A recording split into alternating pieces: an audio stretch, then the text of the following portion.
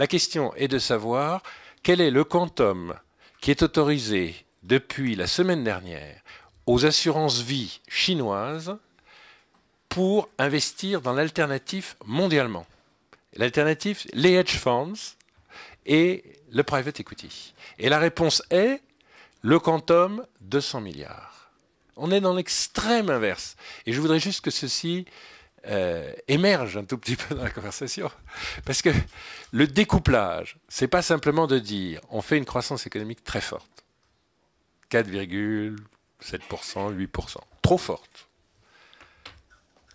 Cette année, à raison du fait que les BRIC font une croissance de l'ordre de 7,5% tous ensemble, et que le monde développé, derrière les émergents, les Next 11, comme on dit à la banque Goldman Sachs, font une croissance très très proche des émergents, et que l'Afrique est donnée pour faire du 6%, et que l'Amérique latine est donnée pour faire du 5%, et que le Brésil est donné pour faire plus de 7%. Mais la question n'est pas seulement celle-là. Le découplage, ce n'est pas le découplage du produit brut en volume. D'abord, c'est le découplage du produit brut en volume, traduit en valeur post-inflation, traduit au taux de change, avec ce qui a été dit ce matin sur l'appréciation des monnaies des pays émergents et des pays en développement, qui est extrêmement forte, across the board. C'est-à-dire que le découplage, ça n'est pas qu'on fait en volume 5 fois en Afrique la croissance de la France, 4 fois la croissance de la France. C'est qu'on fait dans le monde émergent, en valeur au taux de change, 10 fois la croissance de l'Euroland. Donc le découplage, en croissance, en valeur au taux de change, il n'a rien à voir. Et donc on a des problèmes de gouvernance monétaire et financière qui n'ont pas l'air d'obséder, et ça a quand même été dit par le président Kuroda, et même si le président Trichet a dit si, dans la gouvernance de Bâle, on est 20 et on est même 27, enfin ce qui a été quand même dit par le président Kuroda, c'est grosso modo, à Bâle, c'est pas nos préoccupations qui passent. Tout à l'heure, j'ai posé la question de tous ces pays qui émettent de l'euro sans le savoir, enfin en le sachant, mais c'est l'Europe qui ne le sait pas. Cette zone monétaire fantôme, cette zone. Vous savez, un jour, quand j'étais jeune, je suis allé pour les Nations Unies avec quelques complices de notre université commune, avec Jacques, à Haïti, faire des missions pour le PNUD. Et une chose qui me frappait à Port-au-Prince, c'est qu'à Port-au-Prince, on pense, il y a quelques grands phares de la francophonie. Il y a Paris, il y a Bruxelles, il y a Montréal, et il y a Port-au-Prince. Mais en fait, il n'y a qu'à Port-au-Prince qu'on pense ça.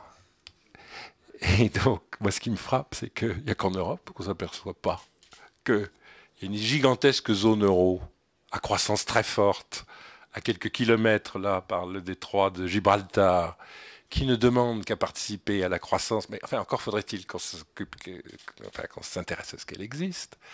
Et de façon plus générale, parce que ce qui est vrai de l'Afrique est vrai du reste du monde émergent, nous avons des problèmes de gouvernance monétaire et financière inverses. Le problème que nous avons immédiatement, c'est celui de l'appréciation de notre monnaie dans une volatilité excessive, parce que nous devons remettre de la monnaie nationale contre des entrées massives de capitaux artificiels qui ne sont créés que par les bateaux d'intérêt.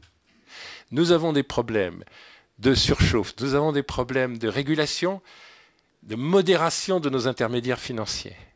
Nous avons des problèmes d'activation de nos ressources dans les banques centrales. Nous n'avons pas de doctrine là-dessus. Nous avons le contraire des problèmes des banques centrales des pays avancés. Excusez-moi, je parle moins là en responsable de private equity qu'en citoyen africain, mais et d'un pays émergent. Mais franchement, c'est quelque chose que nous ressentons dans toutes les entreprises qui, dans notre portefeuille, agissent sur ces marchés. Nous avons les problèmes inverses du monde. Nous avons 500 milliards de réserves de change dans les banques centrales africaines, ça fait 50% du PIB.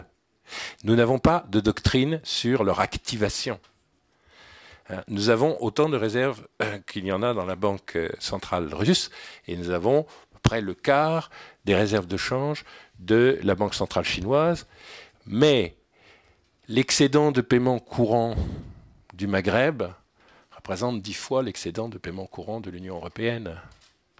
faut quand même avoir en tête que nous n'avons pas les mêmes problèmes que le monde développé. Il y a un beau livre qui vient de sortir sur le thème de la désoccidentalisation du monde. Le monde est en train de se passer de l'Occident qui ne s'en aperçoit pas. Il est très important de s'apercevoir que les problèmes de gouvernance du monde sont les problèmes de gouvernance d'une croissance très forte, trop forte. C'est les problèmes de l'immobilier chinois dans toutes les composantes de la Chine, Greater China. C'est les problèmes de la bulle d'actifs entreprises. C'est le problème de la bulle d'actifs terres arables. C'est le problème des bulles d'autres actifs, les concessions pétrolières et minières. C'est ça les problèmes du monde. C'est comment on modère la surchauffe. C'est pas comment on injecte des liquidités de façon non conventionnelle dans l'économie pour éviter le double dip. Ça n'est pas ça. Il faut arriver à penser les deux ensemble. Et ce que je veux juste dire, c'est les entreprises le vivent tous les jours. Tous les jours, les analystes financiers vous disent que sur les marchés financiers, les entreprises font toujours un petit peu mieux que le consensus. Pourquoi ?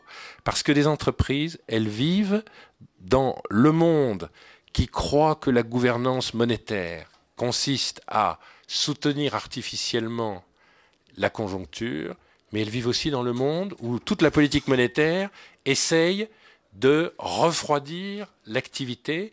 Et évidemment, comme c'est là qu'elles font la croissance de leur chiffre d'affaires et la croissance de leurs résultats, évidemment qu'elles participent de plus en plus à ce monde. C'est là que sont les consommateurs. Alors nous sommes un fonds de private equity. Qui est-ce qui va nous financer ? Pas les fonds de pension américains. Ils vont continuer, mais au fond, ils ne vont pas beaucoup croître. Pas les universités américaines qui se sont beaucoup ruinées dans la crise financière. Ce sont les fonds souverains asiatiques, latino-américains, et j'ose à peine le dire parce qu'en général ça agace, africains. Même les pays qui ont des déficits de paiement courant, comme l'Inde, créent leurs fonds souverains. Parce qu'au fond, ils arrivent quand même à dégager des surplus à l'intérieur de leur situation de déficit de paiement courant, avec les remises d'épargne des Indiens de l'extérieur. Ce sont les individus, ce sont les family offices, ce sont les individus, les high wealth individuals. Mais où sont-ils ?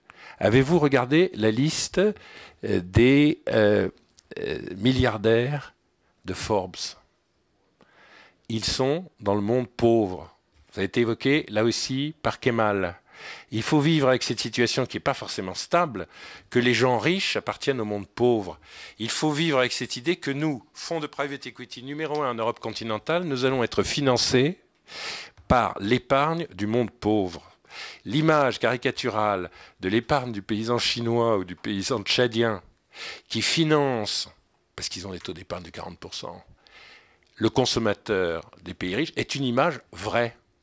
Elle est caricaturale et tout ce qu'on veut. Mais nous, c'est ça qui va faire, qui va apprévisionner ce fonds-là comme les autres fonds. Et c'est avec ça qu'on va créer de la valeur dans les entreprises européennes. Et donc le point que je voulais juste faire, Monsieur le Président, c'est ça, c'était déplacer le projecteur et dire on a une complexité de plus qui n'a guère été évoquée que par Kemal, mais qui est penser un monde paradoxal où on doit faire la gouvernance d'une relance, d'un soutien de l'économie, essayer d'éviter les excès passés des systèmes bancaires, effectivement s'occuper des non-banques comme nous, c'est-à-dire que manifestement on crée un risque, enfin en tout cas on crée une anxiété systémique parce que peut-être que si on a 5,5 fois l'EBITDA en levier de dette, ça crée peut-être des angoisses. Je ne crois pas que les private equity ni les hedge funds d'ailleurs soient pour quoi que ce soit dans la crise, mais enfin bon. Et puis il y a le reste du monde où les leviers augmentent et où on doit gérer l'inverse. Et ce n'est pas très facile de gérer cette double gouvernance. Et c'est sur ce thème de la double gouvernance que je voulais appeler votre attention. Merci, très brillamment.